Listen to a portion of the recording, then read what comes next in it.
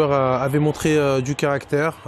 Ils ont réagi face à leur dernière défaite contre Manchester City. Ils ont su rester costauds. Il y a eu beaucoup d'efforts, j'allais dire, du côté de Kolo Muani.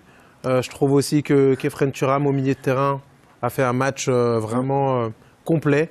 Mais malheureusement pour eux, ils sont tombés sur un Real Madrid plus fort, aujourd'hui plus efficace, avec une armada offensive juste incroyable, avec énormément de tentatives, de frappes, de combinaisons.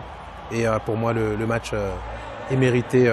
Voilà, la victoire du Real Madrid est totalement méritée. Un petit 1-0, ça aurait mérité plus quand même, Walid. Oui, ça aurait mérité plus. Moi, j'ai vu quand même une équipe du Real Madrid mettre énormément à contribution Di Gregorio qui a fait un super match. Je trouve quand même un match très gentil sur la Juventus, mais on en reparlera peut-être après. Mais en deuxième mi-temps, ça a été un monologue du Real Madrid qui aurait pu, je pense, gagner plus largement ce match sans un très grand gardien en face ou avec un peu plus de lucidité. Tu l'avais dit, Charlotte. Ce qui manquait, c'était le réalisme. Avec un but au regard de la vingtaine de tirs qu'ils ont eu, c'est peut-être la seule chose qui leur a manqué. Oui, le fait qu'il n'y ait que 1-0, ils se sont fait peur quand même les Madrilènes, parce qu'il y a eu une ou deux opportunités à la fin où ils auraient pu se faire punir, mais cette équipe du Real était très sereine, très confiante. C'était pas un grand Real, mais ils ont fait ce qu'il fallait avec Xabi Alonso, son 3-4-3 qui commence à être bien huilé. Donc c'est intéressant.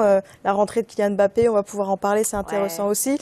Donc non, Real Madrid, là, clairement, il y avait qu'une équipe ce soir. Je te rejoins surtout en deuxième mi-temps. On va en parler de ça. Pas forcément intéressant, donc un grand Real. Moi, personnellement, je t'ai Vous avoir suivi dans ce numéro aussi spécial. Alors restez connectés sur votre magazine préféré. À la prochaine.